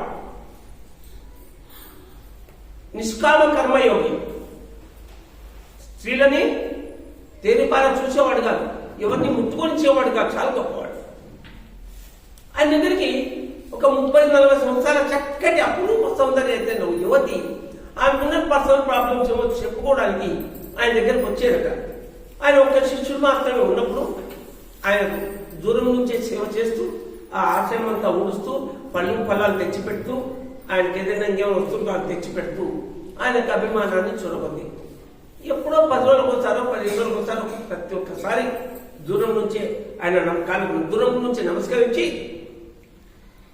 కాళ్ళకు నమస్కరించిన టచ్ చేసి నమస్కరించినట్లుగా తన ఆత్మలో ఫీల్ అయి వెళ్ళిపోయింది. కొంతకాలానికి ఈ ప్రసాదరాయ కులపతి గారు అమెరికాకి పోయినప్పుడు ఆయన మరణించాడు. బాడీ వెకేట్ చేశాడు ఆ స్వామీజీ. వెకేట్ చేసిన తర్వాత ఒక 4 వచ్చాడు ఆశ్రమానికి. వచ్చేసి ప్రసాదరాయ కులపతి తన ఇంటికి వచ్చేసాడు. వచ్చిన తర్వాత ఒకరోజు ఆ స్వామీజీ ఆశ్రమానికి ఎప్పుడు రెగ్యులర్గా పోతున్నటువంటి ఆ లేడీ ప్రసాదరాయ గారి కృప దర్శనానికి వచ్చింది. స్వామి మీతో ఏకాంతంగా మాట్లాడాలి అని అడిగింది. పక్కన శిష్యుడు ఉన్నాడు. అంటే నేను చెప్తాను, ఎవరైనా ఏ చెప్పిన విషయం నాకు శిష్యుని తెలియకుండా ఉండదమ్మా, కనుక నా శిష్యుని దగ్గర నా రహస్యాలు ఏమి ఉండదు, పొడలేదు ధైర్యంగా చెప్పొచ్చును అన్నాను. చెప్తే ఆమె చెప్పిందట, ఫలానా స్వామి దగ్గరికి గత 6 నెలల నుంచి నేను వెళ్తూ ఉన్నాను. ఆయన కూడా నేను ఎంతో ఆదరించేవాడు, అభిమానించేవాడు. ఆయన దగ్గరికి వెళ్ళి నా మనసులో ఉన్నటువంటి బాధలు ఏవో ఆయన చెప్పుకుని ఆయన మౌనంగా చూస్తూ ఉన్నా అందులోనే ఎనర్జీ ఫీల్ అయ్యి ఊరంట పొంది నేను వెళ్ళిపోయేవాడిని. ఆయన ఏమీ మాట్లాడేవాడు కాదు, శ్రద్ధగా వినేవాడు మాత్రమే అంతే. కానీ విన్నా నాకు చెప్పకుండానే నాకు సహాయం చేస్తున్నాడని నాకు చాలా బాగా అర్థమైంది. ఎందుకు? నా సమస్యలు నా ప్రమేయం లేకుండానే పరిష్కరింపబడి. అయితే ఒక నెలన్నర కింద ఆయన వెళ్ళిపోయాడు. గత నెల రోజుల నుంచి ప్రతిరోజు రాత్రి పూట ఆయన సూక్ష్మ రూపంలో వచ్చి నన్ను సంభోగిస్తూ ఉన్నాడు. అంటే దయ్యం రూపంలో వచ్చి సంభోగిస్తూ ఉన్నాడు.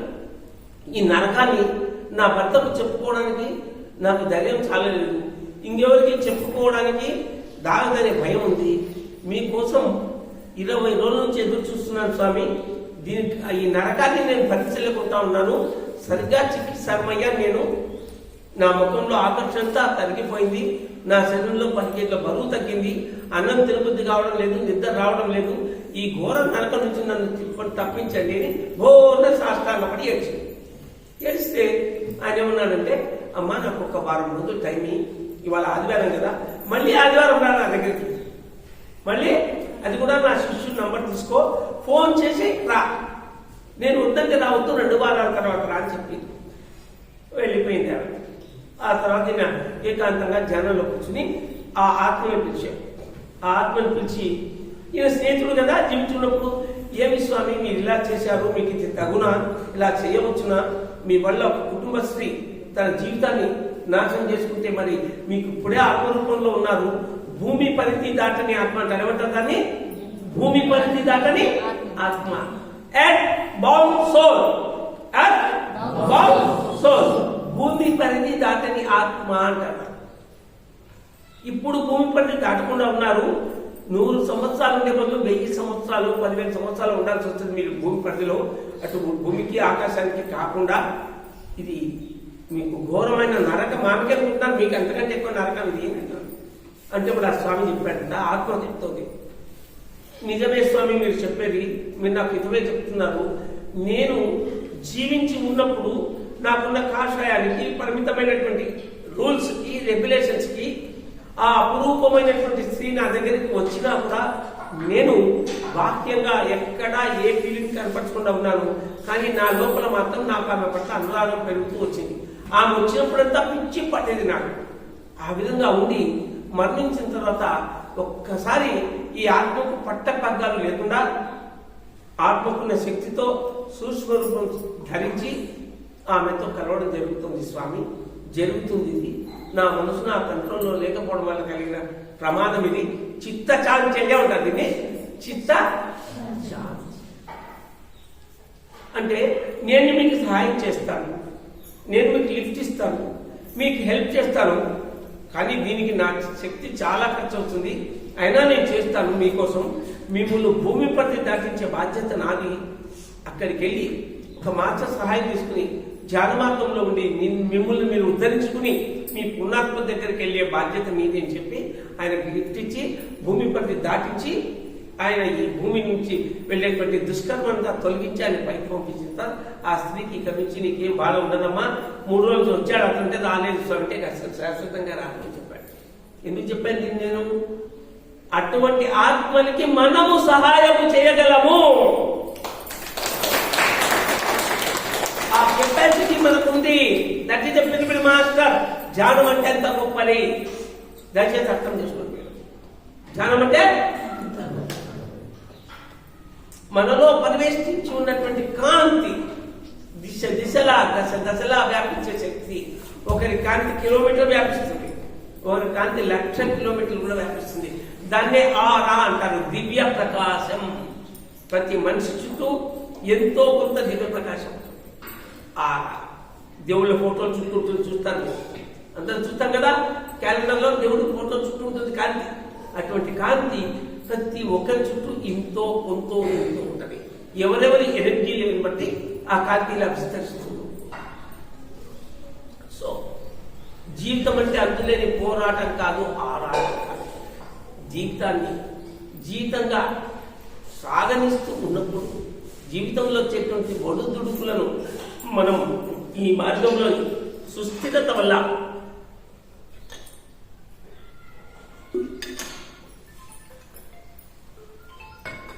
మనోదృఢత్వం వల్ల ఈ యొక్క సంశయాలని వదిలించుకుని ముందుకు సాగిపోతున్నప్పుడు మనకు అర్థం కాని సందర్భాలు వస్తాయి, అర్థం కాని విషయాలు వస్తాయి, సమస్యలు వస్తాయి. వాటికి మాలంటున్నా సమాధానం చెప్పడానికి, సలహా చెప్పడానికి, సరైన మార్గంలో తీసుకెళ్ళడానికి. అందుకే మీకు ఏ డౌట్ ఉన్నా చెప్పాల్సి సరిగ్గా మాట్లాడండి. మీ సందేహాలు చెప్పండి. ఒకరు మాట్లాడితే ఇంకెవరైనా ఎలా మాట్లాడచ్చు అర్థమవుతుంది. మాట్లాడండి. మీరు ఎవరున్నా బాగుందా? క్లాస్ లేదా?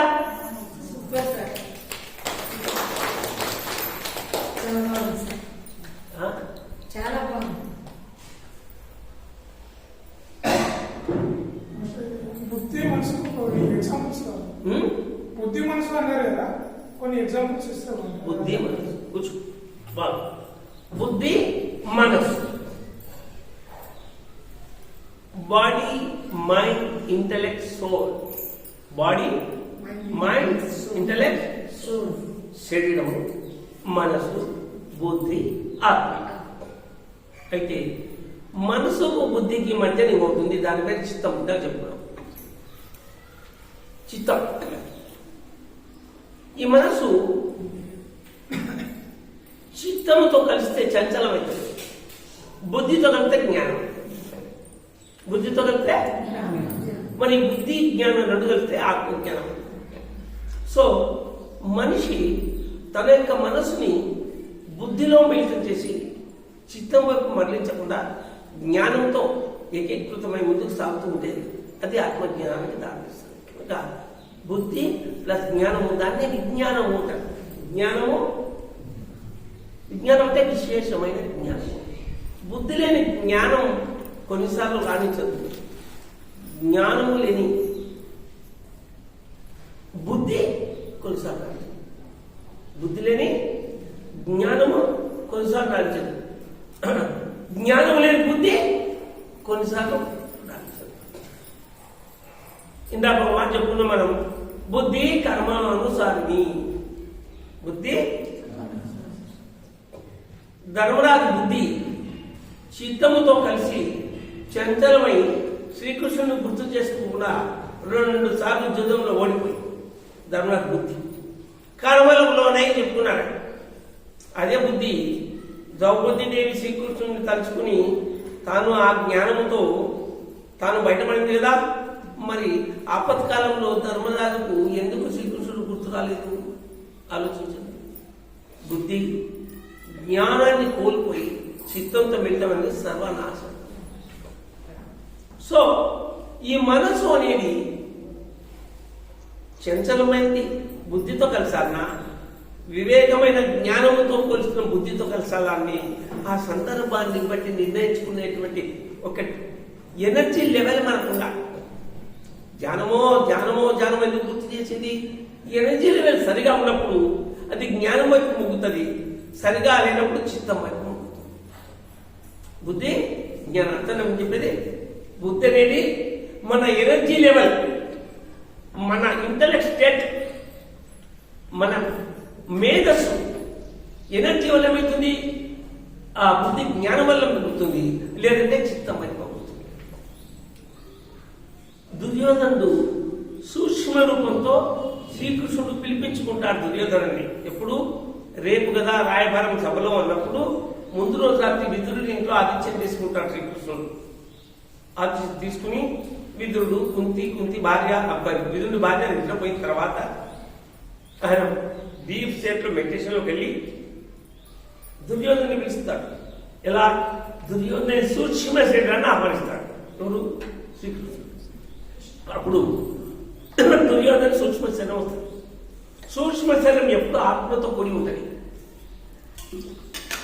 దానికి హిపోక్రసీ ఉండదు. సూక్ష్మ శరీరానికి హిపోక్రసీ ఉండదు, నిజాయితీగా ఉంటుంది. వచ్చి ఆ ఆత్మ ఈ ఉన్నతాత్మకు నమస్కారం చేస్తుంది. దుర్యోధనాత్మ శ్రీకృష్ణుడు ఉన్నతాత్మ నమస్కారం చేస్తుంది. శ్రీకృష్ణుడు ఏమంటాడంటే, రేపటి రాయబారంలో నేను అర్ధరాజ్యం అడుగుతాను, నువ్వు అర్ధరాజ్యం ఇవ్వ నాకు తెలుసు, 5 నగరాలు అడుగుతాను, నువ్వు ఇవ్వ నాకు తెలుసు, 5 ఊళ్ళు అడుగుతాను, ఇవ్వు, వాళ్ళు తృప్తి పడతారు, యుద్ధం తగ్గిపోతుంది అంటాడు. అంటే దుర్యోధన ఏమంటే, నేను అర్ధరాజ్యం ఇవ్వను, నీకు తెలుసు, నాకు తెలుసు, ఎందుకంటే సర్వం సహా చక్రవర్తి నేనేవాడిని, ఆంధ్రప్రదేశ్ తెలంగాణని కలిసి పరిపాలించున్నాను. ఇప్పుడు ఒక ఆంధ్రప్రదేశ్ ఒక తెలంగాణను పరిపాలించలేను, మొత్తం కావాల్సిందే, మొత్తం నాకు కావాల్సిందే. సో నేను ఇవ్వను, నీకు తెలుసు. 5 నగరాలు ఇవ్వనున్నావు, అది ఇవ్వను, నీకు తెలుసు. 5 నగరాలు ఇవ్వచ్చు నేను, అది నాకు లెక్క కాదు, జమ నాకు. కానీ నేను ఆడాను జుదం, నాకు జుదమే రాదు. నా తరఫున ఎవరాడారు? ధర్మరాజు తరఫున ఎవరు ఆడారు? ధర్మరాజు ఆడాడు, శ్రీకృష్ణుడు రాడు అక్కడికి. ధర్మరాజు తరఫున, దుర్యోధన తరఫున నాకు ఆట రాదు, నేను మా మామను ఆడించాను. ధర్మరాజుకు సెకండ్కి వచ్చినంత బాగా ఆట రాదు, కానీ ఒకనాట కొద్ది ఆడాడు, ఓడిపోయాడు. నా తప్పేమన్నా ఉందా? ఒక మాట అడుగుతాను స్వామి, అక్కడ బాబా అనే పాయింట్ ఉండదు, అక్కడ 2 ఆత్మలు కలిసిమే. ఒక మాట అడుగుతాను స్వామి, ధర్మరాజు శ్రీకృష్ణుని ఎందుకు పిలవలేదు? ఎందుకు గుర్తు చేసుకోదు సహాయం చేయమని? అంటే శ్రీకృష్ణుడు అన్నాడు, వాడికి నేను ఈ వాటిలో కనపడితే వాడు ఆ ముఖం ఇలా చూస్తున్నాడు, నేను ఈ వాటిలో కనపడితే ముఖం ఇలా చూస్తున్నాడు, నేను సాయం చేసేది. వాడికి ఇంట్రెస్ట్ ఉండాలి కదా, బుద్ధి కర్మలు పోయినప్పుడు నేనేం చేయను? అదే ద్రౌపది నా వైపు చూసిందే మా సాయం అందింది. ఎంత క్యాల్కులేటెడ్ పాయింట్స్ అండి. మనం అనుకుంటాం మన లెవెల్లో మనం దుర్యోధన దుర్మార్గుడు ధర్మార్గ పోవడనుకుంటాం, కానీ ఇంటర్నల్ లెవెల్లో వాళ్ళ వైపు కూడా చెప్పుకోదగ్గ విషయాలు ఉంటాయని అర్థమైనప్పుడు కదా వాడి గొప్పతనం, వీడి గొప్పతనం, వాడిని నిశ్చత్వం అర్థమవుతుంది. ఈ లెవెల్ అర్థం కాదు, అది ఎనర్జీ లెవెల్ అర్థమవుతుంది, ఇంటలెక్ట్ లెవెల్ అర్థమవుతుంది. అంటే శ్రీకృష్ణుడు అంటాడు, నువ్వు అడిగింది నిజమే, కానీ 5 ఊళ్ళే కనుక నువ్వు వినట్లయితే సర్వం సహా నాశనం అయిపోతావు. సర్వం సహా చక్రవర్తిగా ఉన్నవాడి సర్వం సహా నాశనం అయిపోతావు. అంటే నేను సర్వం సహా నాశనం అయిపోతానని భయం నాకు లేదు, నేను ప్రిపేర్ అయ్యే యుద్ధం చేస్తున్నాను, విజయమో వీర స్వర్గమో. అయితే ఇక్కడ ఒక ధర్మ సూక్ష్మం ఉంది, స్వామి నాకు సమాధానం చెప్పమంటాడు దుర్యోధనుడు. అడుగుతుంటాడు, నేను జూదం ఆడకుండా మా మేనమామ శివుని ఆడినప్పుడు ధర్మరాజు మొత్తం పోగొట్టుకున్నాడు, పిల్లలు పోగొట్టుకున్నాడు, వృద్ధ తండ్రి వల్ల మళ్ళీ వాళ్ళు దొరికారు. యుద్ధం ఇచ్చే పాయింట్ లేకపోయింది, 2వసారి ఓడిపోయాను. మరి నేను పద్ధతి ప్రకారం జూదమాడించి వాళ్లను ఓడించి అరణ్యాలకు పంపినప్పుడు ప్రజలందరూ హాహాకారాలు చేసి దుర్యోధనుడు దుర్మార్గుడు మాట్లాడుతున్నారు. నేను ప్రజలని కన్న బిడ్డల కంటే ఎక్కువగా ప్రేమించాను, పరిపాలించాను. మా అమ్మా నాన్న కంటే గొప్పగా కుంతిదేవుని, విదురుడిని, సంజయుడిని, భీష్ముడిని, భీష్మాచార్యుడిని, ద్రోణుడిని, కృపాచార్యుడిని, అశ్వత్థామని చూసుకున్నాను. కానీ 13 ఏళ్ళు అరణ్యాసానికి పోయినా పాండవుల ఎవరు ధర్మరాజు లాగే చూసుకున్నాడు దుర్యోధనుడు తప్ప ధర్మరాజు కంటే బాగా చూసుకున్నాడు ఒక్కడో లేదు. నిజంగా నేను బాగా చూసుకున్నా, వాడినే గుర్తు చేసుకున్నారు తప్ప నన్ను గుర్తు చేసుకోలేదు ప్రజలు. అక్కడ పెడతాం. ఇప్పుడు నన్ను దుర్మార్గుడిని, దుష్టుడిని, చెడ్డాలని తిరుగుతున్నారే, రేపు 5 నగరాలే ఇస్తారే. 5 నగరాలు ఇచ్చి వాళ్ళు చుట్టూ పడిపోతారు. ధర్మాత్ములు అంటున్నావు, ధర్మాత్ములే కానీ వాళ్ళు తృప్తి పడిపోతారు. మళ్ళీ నేను పట్టిన 4 పాండవులను మోసం చేసి 5 నగరాలు ఇచ్చి రాజ్యాన్ని కాసేస్తాడు దుర్యోధనుడు అంటారు. నాకెందుకయ్యా ఈ కర్మ, నాకెందుకు ఈ దరిద్రం? విజయమో వీర స్వర్గము. అంటే ఒక పాజిటివ్ ఫోర్స్ ఎలా ఆలోచిస్తుంది, ఒక ప్యారలల్ ఫోర్స్ ఎలా ఆలోచిస్తుంది. మనుషుల ఆలోచనలు ఎన్ని డిఫరెన్స్ గా ఉంటాయి, ఆత్మల్లో ఎన్ని రకాలు ఉంటాయి, ఎన్ని ఆలోచనలు ఉంటాయి, ఎన్ని కుబుద్ధులు ఉంటాయి, ఎన్ని సుబుద్ధులు ఉంటాయి, ఎన్ని యాంగిల్స్ ఉంటాయి. మనకు ప్రతి ఒక్కరికి ఎదుటి మాట అర్థమవుతుందా? వాళ్ళ అంతర్యం అర్థమవుతుందా? అందరూ అంతర్యాన్ని విప్పి చెప్తారా?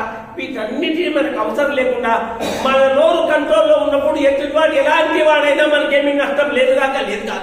అదే వాక్యం యొక్క వాక్యం.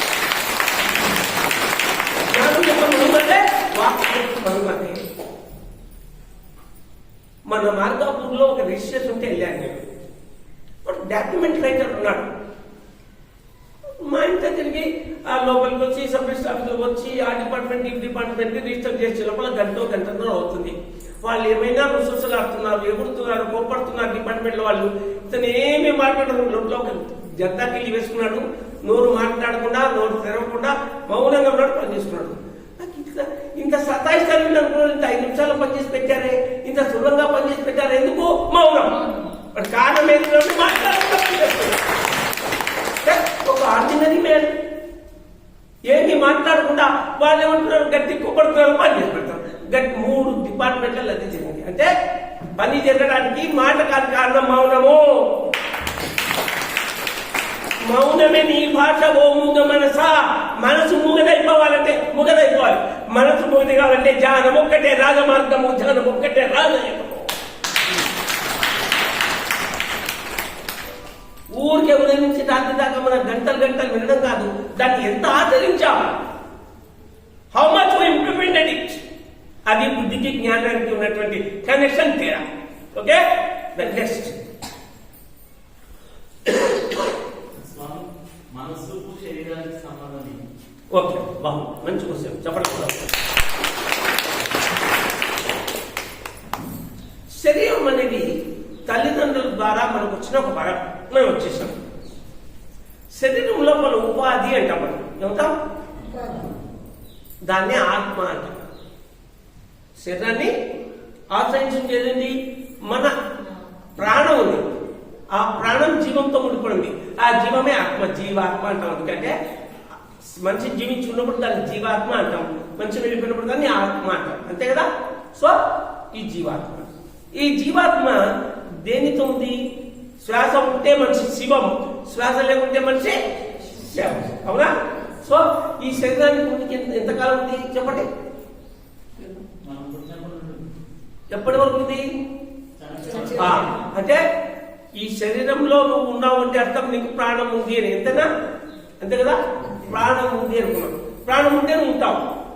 జీవం ఉంటే ప్రాణం ఉంటుంది, జీవం లేకుంటే. సో ప్రాణశక్తి శరీరంలో ఉన్ననాలే మనిషి ఉంటాడు. ఇది శరీరం. మరి లోపల ఉన్నటువంటి జీవాత్మనే మనం ఆత్మ అంటాం. శరీరం ఆత్మ. అయితే ఆత్మ అనేది సాక్షీభూతం, ఒక విట్నెస్. గుళ్ళో దేవుడు ఎలా ఉంటాడు? అలాగే ఉంటుంది మనలోని ఆత్మ. అది కదలదు, చిక్కడు. ఇట్లే ఆత్మ తను జోక్యం చేసుకోవాల్సి వచ్చే సందర్భం వరకు గుళ్ళో శిలంలా ఉన్న దేవుళ్ళ తను జోక్యం చేసుకోవాల్సిన సందర్భం వచ్చినప్పుడు శిల శిల్పంగా మారి, శిల్పం జీవంగా మారి తను యాక్ట్ చేస్తాడు. అది ఎప్పుడు మనం ఒకటి ఆత్మతో ప్రవర్తిస్తున్నప్పుడు కానీ, 2 శరీరంలోంచి ప్రాణం తెచ్చుకున్నప్పుడు కానీ కేవలం 2 సార్లు. ఒకటి, మనం అన్ని దాని మీద వదిలేసి బాధ్యత నీది, నాదేం కాదు, నేను నిమిత్త మాత్రంగా ఉన్నాను, ఓ సాక్షీభూతమైన ఓ ద్రష్ట అయినటువంటి నాలోని జీవశక్తి లేదా నా ఆత్మ నువ్వు నన్ను నడిపించని నువ్వు సరెండర్ అయ్యి దానికి నిన్ను అదుపు హ్యాండ్ ఓవర్ చేసుకునే వరకు, సరెండర్ అయ్యే వరకు నీ ఆత్మ కాముగా ఉంటుంది. అది ఎప్పుడు పనిచేస్తుంది? ఎప్పుడు తన యొక్క డ్యూటీని తాను తీసుకుంటుంది? ఆ సందర్భం వచ్చినప్పుడు మాత్రమే, ఇందాక చెప్పిన సందర్భాల్లో మాత్రమే వస్తుంది. కనుక శరీరంలో జీవశక్తి ఉన్ననాళ్ళు మాత్రమే ఆత్మ ఉంటుంది, అన్ననాళ్ళు ప్రాణం అంటే శరీరం ఉంటుంది. కనుక శరీరం ఉనికి జీవశక్తి ఉన్ననాళ్ళు మాత్రమే. అది 1 నెల కావచ్చు, 120 సంవత్సరాలు కావచ్చు, 50 ఏళ్ళు కావచ్చు, 60 ఏళ్ళు కావచ్చు. అనిశ్చితితో, ఆందోళనతో, సంచలంతోనూ, దుఃఖంతోనూ, బాధతోనూ, అసూయతోనూ, ద్వేషంతోనూ, కామక్రోధ మతమాశ్చర్యాలు మితిమీరితేనూ ఏమవుతుందంటే మనుషుల యొక్క శ్వాసలు పెరుగుతూ ఆయుష్ తగ్గుతూ ఉంటుంది. మరి స్థిరంగా, ప్రశాంతంగా, జ్ఞానయోగిగా చక్కటి ఆహారం తీసుకుంటున్న వాడికి శ్వాసలు తగ్గుతాయి, ఆయుష్ పెరుగుతుంది. ఇదంతా మన చేతుల్లో. ఈ మన చేతుల్లో ఉంది అనుకునేది ఏదో అది మనసుతో ముడిపడి ఉంది కనుక ఆ మనసును కనీసం రోజుకు 2 సార్లు శూన్యం చేస్తే కనుక ఈ శరీరం ఆత్మ యొక్క ఏలుబడిలో తాను ఉండాలి అనుకున్నంత కాలం ఎంత కాలమైనా ఉండగలుగుతుంది. దీనికి ఏ విధమైనటువంటి డిసిషన్స్ లేవు. మన జీవితం మన చేతుల్లో ఉంటారు మోసం. మన జీవితం మన ఆయుష్ మన ఆరోగ్యం మన ఆహారం మన. సో నీ జీవితం నీ చేతుల్లో ఉండాలి అంటే నీ శరీరాన్ని నువ్వు కాపాడుకోవాలి. నీ శరీరాన్ని నువ్వు కాపాడుకోవడమే నీ శరీరం ఆత్మకిచ్చే గౌరవం. నీ శరీరాన్ని నువ్వు కాపాడుకో, నీ శరీరాన్ని ఆధారపడతా. నీ శరీరాన్ని నువ్వు కాపాడుకోవడం అనేది నీ మనస్సు మీద మాత్రమే ఆధారపడింది. శరీరము దానికి ప్రాణం ఉన్నదే ఉంటుంది కనుక ఆ శరీరం కాన్స్టెంట్ కనుక అది మనసుపై ఆధారపడి ఉంది కనుక మనసు చెప్పినట్లు శరీరాన్ని వినిపించడం నేర్చుకుంటే మనకన్నీ బాగుంటాయి. మనసు చెప్పిన శరీరం వినిపించుకుందాం అంటే ఫర్ ఎగ్జాంపుల్ అక్కడ స్వీట్లు మన ఒక మార్వాడి 300 రకాల స్వీట్లు పెట్టాడు. 300 రకాల స్వీట్లు. నాలుగంటోడు 300 రకాల స్వీట్లు తిన్నాడు అనుకోండి, ఏమైతుంది? 300 450 అవుతుంది. అవునా అవుతుందా కదా? అదే ఉంటుంది. నేను 10 ఎకరాల సీట్లు ప్లేట్లో పెట్టుకున్నాను అన్న, నా కొడుకు నా శిష్యుడు చెప్తాను. ఒక్కొక్క ముక్క తిన్నా అనుకోండి, ఏమవుతుంది? 240 250 అంతే కదా? అంటే అక్కడ నా మనసు నా అదుపు తప్పింది, లేదా మనసు నా కంట్రోల్లో. నా మనసు శరీరం అదుపు తప్పలే, మనసు అదుపు తప్పింది. శరీరాన్ని ఒకటి అలవాటు చేస్తున్నావు. శరీరాన్ని అలవాటు చేసినప్పుడు ఆ శరీరం మాంసాహారానికే నిబద్ధమై ఉంది. లేకపోతే మాంసాహారం లేని అన్నం తినబుద్ధి కావట్లేదు, మాంసాహారం లేని కూరలు తినబుద్ధి కావట్లేదు. దొప్పేస్తున్నావు. ఎన్నాళ్ళు దొప్పేస్తావు? 10 రోజులు దొప్పేస్తావు. తర్వాత నేను తినకుండా ఉండగలుగుతాను. నీ స్థిరత్వానికి నువ్వు వచ్చినప్పుడు బాగలేదు, లేకపోతే మళ్ళీ మొదలుస్తావు. 2 వచ్చా మొదలైంది. సో ఈ మనస్సుని ఎప్పుడైతే నువ్వు నీ అదుపులో అంటే ఆత్మ అదుపులో ఉంచుకుంటావో అప్పుడు నీ శరీరం ఎలా ఉంటుంది? ఒక ఋషి శరీరం లాగా ఉంటుంది. ఒక అద్భుతమైనటువంటి యోగీశ్వరి శరీరం లాగా ఉంటుంది. సో మనసు లేనిది శరీరం ఆత్మ ఏమీ చేయలేవు. మనసుతోనే శరీరం యొక్క ఆత్మ యొక్క డ్యూటీ ముడిపడి ఉంది. మనసు లేని శరీరం మళ్ళీ మొత్తం అక్కడికి వస్తుంది. క్వశ్చన్ ఎన్నిసార్లు చెప్పినారని చెప్పాల్సి వచ్చింది. ఇంకేదో డిఫరెంట్ క్వశ్చన్ ఏంటి? నక్కండి ఆడవాళ్ళు ఎవరున్నారు? మాట్లాడండి మేడం, ఏమైంది? సరే మేడం, మనం ఏదైనా సంకల్పం అనేది గట్టిగా ఉంటే అది ఖచ్చితంగా నెరవేరుతుంది అంటారు కదా. అట్లా ఏదైనా ఒకటి మనం సంకల్పం చేసుకొని ధ్యానం చేస్తే ఖచ్చితంగా నెరవేరుతుందా? అంటే మన ఆలోచనలు ఎదుటి వాళ్ళకి వెళ్తాయి అన్నారు కదా. డిపెండ్స్ అంటారు. డిపెండ్స్ ఆధారపడి దేని మీద? దేశ కాలమానాల మీద ఆధారపడుతుంది. కొన్ని సంకల్పాలు వెంటనే నెరవేరుతాయి, కొన్ని సంకల్పాలు నిదానంగా నెరవేరుతాయి, కొన్ని సంకల్పాలు వచ్చే జన్మలు నెరవేరుతాయి. ఎందుకని? కారణం ఇందాక దేశము కాలము మానవచ్చు. మనకెంతో ఇంట్రెస్ట్ ఉంటుంది, మనకెంతో శ్రద్ధ ఉంటుంది, మనం ఎంతో జాగ్రత్తగా పనిచేసి ఉంటాం. కానీ ఎంతో బాగా మన చేలో ధ్యానం చేసి కొన్ని విత్తనాలు వేసాం. కానీ కొన్ని విత్తనాలు ఇప్పుడే వస్తాయి, కొన్ని విత్తనాలు నెలకు వస్తాయి, కొన్ని విత్తనాలు 6 నెలలకు వస్తాయి, కొన్ని విత్తనాలు సంవత్సరానికి వస్తాయి, కొన్ని విత్తనాలు 3 ఏళ్ళకు కూడా వస్తాయి, కొన్ని విత్తనాలు ఈ జీవితంలో మొలకెత్తాం. ఎందుకని? ఇవి ఎందుకంటే డిపెండ్స్ అన్నారు. దేని మీద డిపెండ్? ఇది నీ పూర్వజన్మ వాసన అని, నీ గతకాలం. ఈ క్షణం కంటే ముందంతా నీ గతకాలం, ఈ జన్మలోని గతకాలము, జన్మల్లోని కాలం, దీనిపైన ఆధారపడుతుంది. కానీ ఆ సంకల్పం దృఢమైనదైతే, అంటే నీ నిశ్చయం దృఢమైనదైతే, ఆ ఏదైతే నిర్ణయం నీకు అవసరం ఉందో, ఏదైతే సంకల్పం నువ్వు చేశావో దాని స్థాయికి తగినట్లా నిజంగానే నువ్వు రోజుకు ఒక 4 గంటలు ధ్యానం చేయగలిగావు, నువ్వు నీ ఎనర్జీని వేస్ట్ చేసుకోకుండా ఉన్నావంటే తప్పకుండా నీ సంకల్పం త్వరగా నెరవేరే అవకాశం ఉంది. ఊరికే సంకల్పం చేయడం కాదు, ఆ సంకల్పం స్థాయికి తగినట్లుగా ధ్యానం చేయాలి, నీ మనసును ప్రశాంతంగా ఉంచుకోవాలి. అలా లేకుండా కనీసం నోరు కంట్రోల్ చేసుకోవాలి, నీ ఎనర్జీ వేస్ట్ కాదు. మన ధ్యానం ద్వారా మనం పొందేటువంటి ఎనర్జీ కంటే శక్తిని మాటల ద్వారా కొంత, శరీరాన్ని జీర్ణం చేసుకోవడం ద్వారా కొంత, అనవసరమైన పనులు చేయడం కొంత మనం వృధా చేస్తూ ఉంటాం. మంచి మాటలు మాట్లాడడం వల్ల ఎనర్జీ ఆదా అవుతుంది, ప్లస్ అవుతుంది. మంచి మాటలు మాట్లాడితే, ఇతరులు ఉపయోగపడే మాటలు మాట్లాడితే అవతల వాళ్ళ ఆశీర్వాదం వస్తుంది మనకి, వాళ్ళ ఎనర్జీ కూడా మనకు ప్లస్ అవుతుంది. సరైన మాటలు మాట్లాడకపోతే మన ఎనర్జీ వాళ్ళకి వస్తుంది. నిన్న మా తమ్ముడు ఒక విషయం గురించి అదే పనిగా చెప్తుంటే మా ఊళ్ళో నేను చెప్పాను, ఒరే ఇప్పటి వారం నుంచి ఇదే మాటలు చెప్తున్నావు, నేను కలిసినప్పుడంతా నీ ఎనర్జీ అంతా వృధా అవుతుంది. అది అవతల వాడిని బాధపడుతుంది అనుకుంటాం కాదు, వాడికి ఎంత బలాన్ని ఇస్తుంది, వాడి ఆలోచనలకు మరింత బలం ఇస్తున్నావు తప్ప అతన్ని ఏమీ చేయడం లేదు అని చెప్పాను. వాడి ఆలోచనలకే నువ్వు నీ ఎనర్జీలో బలం ఇస్తున్నావు. అదే పనిగా గుర్తు, అదే పనిగా తిట్టి, అదే పనిగా విమర్శించి. నిజంగా కనుక నువ్వు గొప్పవాడివైతే నువ్వు అతని మీద మౌనంతో సాధించు, మాటలతో కానీ మౌనంతో సాధించు. ఒక నెల మాట్లాడు, ఒక నెల మాట్లాడడం చాలు.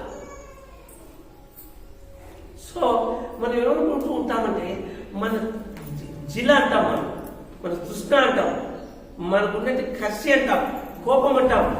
వాళ్ళతో మాట్లాడకుండా పక్క వాళ్ళ ద్వారా వారి గురించి మాట్లాడి మన జిల మనం తీసుకున్నాం అనుకుంటున్నాం.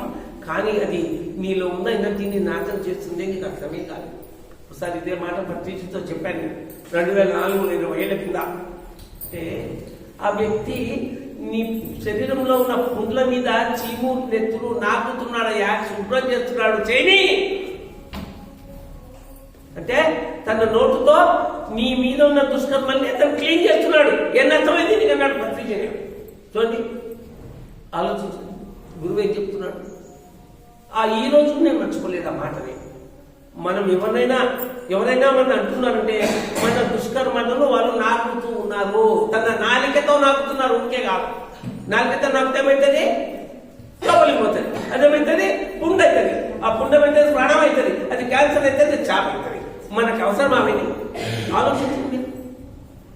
ఏమవుతారో మనకు మేడం, సంకల్పం చేయండి మేడం. మళ్ళీ చెప్తున్నా, చెప్పండి, మీ సంకల్పానికి శక్తిని ఇవ్వండి, మీ ఎనర్జీని వృధా చేసుకోకండి. త్వరకాలంలో మీ సంకల్పం. ఇంకా ఒక ఆవిడ అడిగింది, మా ఆయన ప్రధానమంత్రి కావాలి అని సంకల్పం చేసుకుని ధ్యానం చేస్తున్నాడు సార్, సాధ్యమేనా అని అడిగింది. మీ ఆయన వయసు ఎంత? 28 ఏళ్ళు. ఓటు హక్కు ఉందా? లేదు. కనీసం ఆధార్ కార్డు కూడా లేదు సార్. అప్లై చేశాడు మంచిని. అంటే ఆధార్ కార్డు లేదు, ఓటు హక్కు రాలేదు, ఇంకా నువ్వు ప్రధానమంత్రి కావాలా, నువ్వు సంకల్పం చేశావు, అది సాధ్యమా? ఎన్ని సంవత్సరాలు కావాలా? 50 ఏళ్ళు కావాలి. 50 ఏళ్ళు చేస్తే నెరవేరుతుంది. అంటే మనం చేసే సంకల్పాల స్థాయి ఎంత, దానికి మనం ఇచ్చే ఎనర్జీ ఎంత. ఒక 10 మంది కోసం భోజనం చేసింది అమ్మాయి లేదా అమ్మాయి. 15 మంది 20 మంది భోజనానికి వచ్చారు. ఆ నిమిషంలో వండి పెట్టాలి కూడా వీల్లేదు, వాళ్ళు బస్సు ఎక్కిపోవాలి. భగవాన్ ఈ సందర్భంలో నన్ను గట్టిగా నిమిషంలో అడిగామనుకో, అవతలకి ఆకలినా ఎక్కువ అయిండదు, లేదా నీ పదార్థాన్ని ఎవరైనా పెంచుతారు. అదే 100 మంది 10 మందికి చేసాం, 100 మందికి కావాలి భగవాన్ అంటే ఏ భగవాన్ వచ్చి కాపాడతాడు నేను? చెప్పు. నువ్వు చేసే సంకల్పం సరి అయినదా లేదా, అది ప్రకృతిలో దాన్ని ఫలితాన్ని తీసుకొచ్చే దానికి సమయం ఎంత ఉంది, ఈ పని విలువ ఎంత అవుతుంది. ఒక పని కావడం, సపోజ్ ఒక బ్యాంక్ లోన్కి అప్లై చేస్తాం. ఒక బ్యాంక్ లోన్కి అప్లై చేస్తే ఆ బ్యాంక్ లోన్కి అప్లికేషన్ కరెక్ట్గా ఉండాలి, ఆ అప్లికేషన్కి కావాల్సినటువంటి గ్యారంటీలు సరిగా ఉండాలి, డాక్యుమెంట్స్ సరి చేయాలి, దాన్ని బ్రాంచ్ ఆఫీస్కి పంపాలి, వాళ్ళు దాన్ని వెరిఫై చేసి హెడ్ ఆఫీస్కి పంపాలి, హెడ్ ఆఫీస్లో శాంక్షన్ అయి రావాలి, బడ్జెట్ ఉండాలి, రిలీజ్ కావాలి. అన్ని వచ్చిన ఆ రోజు second Saturday, next day Sunday, సోమవారం పబ్లిక్ హాలిడే, మంగళవారం రావాలి. మంగళవారం లోపల బ్యాంక్ మేనేజర్ ట్రాన్స్ఫర్ అయ్యాడు, ఇంకో నెల దాకా నీ చేతికి రాలే. శుక్రవారం రావాల్సిన చెక్కు నెలైనా నీ చేతికి రాలంటే ఎన్ని ఎండలు ఉంటాయి, ప్రాబబిలిటీస్ అంటారు, సంభావ్యతలు ఉంటాయి. ఇలాంటివి ప్రకృతిలో ఎన్నో నడుస్తూ ఉంటాయి. వీటన్నిటినీ గమనించుకుని నిభాయించుకుని ముందుకు పోగలుగుతున్నప్పుడు ప్రకృతి మనకు ఎదురుదిద్దుతుంది అనకుండా ప్రకృతిని మనకు అనుకూలంగా మార్చుకోవాల్సినట్టుగా మన ఆలోచనలను మనం మార్చుకున్నప్పుడు ఏ సంకల్పమైనా నెరవేరుతుంది. ఓకే మేడం, నెక్స్ట్ సార్ నమస్తే సార్. నాకు నిద్ర పోతుండగా తలుపులు తెలుసుకొని ఇద్దరు వ్యక్తులు వచ్చారు. ఇక్కడ నిలబడ్డారు, ఇక్కడ నిలబడ్డారు. నాకు ఏమి సుహారని లేదు. నేను అరుస్తున్నాను, నా బాడీ చెల్లెలం చేస్తలేదు. నాకు ఎందుకు ఇట్లా ఇట్లా ఇట్లా అంటున్నారు వాళ్ళు. అంటే నాకు భయం వేసి మా ఆయన టచ్ చేస్తే వాళ్ళు మాయమయ్యారు. అంటే వాళ్ళు నాకు డౌట్ ఏంటంటే వాళ్ళు నాకు ఏమైనా సహాయం చేయడానికి వచ్చారా, చెప్పడానికి వచ్చారా నాకు తెలియలేదు. నాకు జరిగింది, ధ్యానం చేసి పండుకున్నాను, అలా జరిగింది అనమాట. మేడం, మీరు ఏమి అడిగారు, వాళ్ళు ఏం చెప్పడానికి వచ్చారు, వాళ్ళు ఏం చేయడానికి వచ్చారు, క్రిస్టియన్గా వచ్చారో అనే డౌట్ మీకుంది. వాళ్ళు వెళ్ళిపోయిన తర్వాత మీ మనసు ఆహ్లాదం ఉందా, బాధగా ఉందా? అంటే ఇప్పుడు నువ్వు చెప్తున్న క్లాస్ లో నాకు వాళ్ళు ఏమైనా సాయం చేయడానికి వచ్చారా, నా మనసు ఏం భయం అయితే నేను అర్చాను అనమాట. వాళ్ళు ఇలా ఇలా అంటే నాకు భయం వేసింది, ఆగింది, ఇలా అంటున్నారు. అంటే వాళ్ళు ఏ సహాయం ఇలా ఇలా అంటే నాకు భయం వేసింది. వాళ్ళు వెళ్ళిపోయినాకనా మీకు ఆనందం అనిపించిందా, భయం బాధ అనిపించిందా? ఆనందం అనిపించింది. ఆనందం అనిపించింది. వాళ్ళు నీ సాయం చేయడానికి వచ్చారని అర్థం. నీ ఆత్మదాన్ని చూపించింది. అప్పటి నుంచి నాకేం జరగట్లేదు. అదే చెప్తున్నా, వాళ్ళు ఏదో సలహానికి వచ్చారు అంతే. ఈసారి వచ్చినప్పుడు మీరేం చెప్పదలుచుకున్నాను అడుగు, భయపడదు.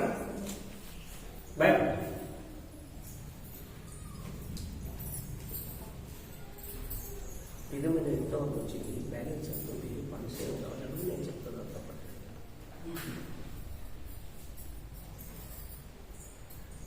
మన పిరమిడ్ వచ్చేసి ఇప్పుడు నాకేం పల్లె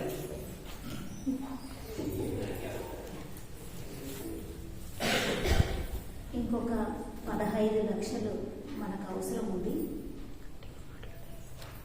15 లక్షలు మనకు వస్తే ఆ పని మొత్తం పూర్తి అవుతుంది.